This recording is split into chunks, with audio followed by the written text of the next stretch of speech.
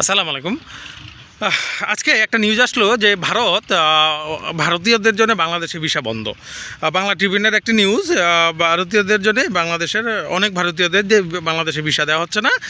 আসলে এই নিউজটা একসাথে আমাদের জন্যে গর্বের, আবার একসাথে আমাদের জন্য কষ্টের বা দুঃখের। হ্যাঁ, কারণ কি, ভারত সত্য হলো আমাদের প্রতিবেশী, তাদের সাথে আমাদের আসা যাওয়া হতে হবে, আমাদের বিজনেস হতে হবে, আমাদের কার্যক্রম চালা যাইতে হবে। সেই জন্যে যদি তারা আসতে না পারে, তাহলে আমাদের বিজনেসে নিশ্চিত ব্যাঘাত ঘটবে, বিভিন্ন প্রবলেম হবে, তাদের থেকে ট্যুরিস্ট আসবে আমাদের দেশে, এই প্রবলেমগুলো হবে।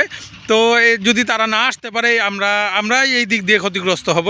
ঠিক একই রকম কখনো কখনো এটা আনন্দেরও, কারণ কি, যখন দেখি আমাদেরকে শুধুমাত্র আওয়ামী লীগ সরকারের সাথে সম্পর্ক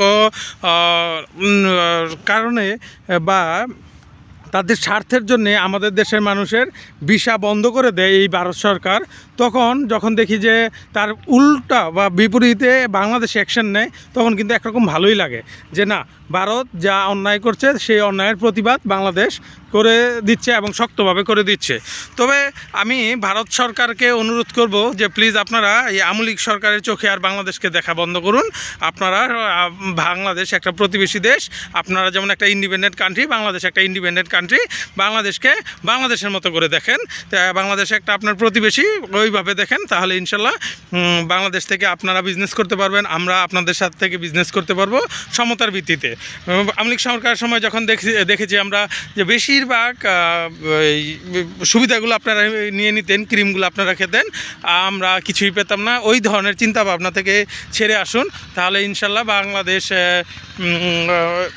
উইন উইন সিচুয়েশনে থাকবো আমরা।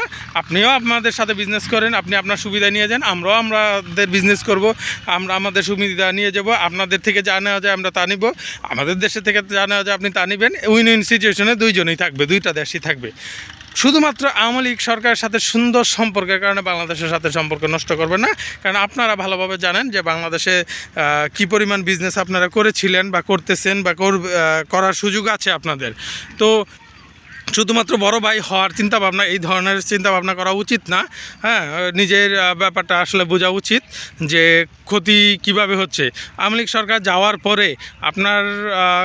যাওয়ার পরে আপনারা যেই স্টেপগুলো নিয়েছেন, ভারত যেই স্টেপগুলো নিয়েছে, এতে কিন্তু আমার মনে হয় ভারতেরই ক্ষতি বেশি হয়েছে। ভারতের যে মার্কেটটা ছিল, আমরা ওইখান থেকে বিভিন্ন কিছু নিয়ে আসতাম, হ্যাঁ, যেগুলো ইম্পোর্ট করতাম, অনেক কিছুই কমে গিয়েছে। আমরা বিকল্প সোর্স খুঁজে বেড়াচ্ছি। এটা হয়তো করতাম না যদি ভারতের সাথে আমাদের সুসম্পর্ক থাকতো। তো আশা করি ভারতের যথেষ্ট বুদ্ধিমান মেধাবী লোকেরা আছে, তারা বুঝে বাংলাদেশের সাথে সুসম্পর্ক তৈরি করবে। আসলে একটা দেশের সম্পর্ক আরেকটা দেশের সম্পর্কের সাথে, পাবলিকের সাথে হওয়া উচিত, কোনো রাজনৈতিক দলের সাথে না। তো এই নিউজটি আসলে খুবই বললাম তো, দুইটা দিকেই, যে ভালো লাগছে আবার খারাপও লাগছে যে ভারতীয়দের ভিসা বন্ধ করা হয়েছে। অনেকেই, অবশ্য সবার ভিসা না, যারা বিজনেস করছে, যারা ওয়ার্ক পারমিট আছে, তাদের ভিসা বন্ধ করে নেই, কিন্তু ট্যুরিস্ট বা যারা নতুন লেখাপড়া করতে আসে, আমি যতদূর জানি যে যদি ভুল না করি, যে এই ধরনের লোকদের ভিসা বন্ধ করা হয়েছে। তো আসলে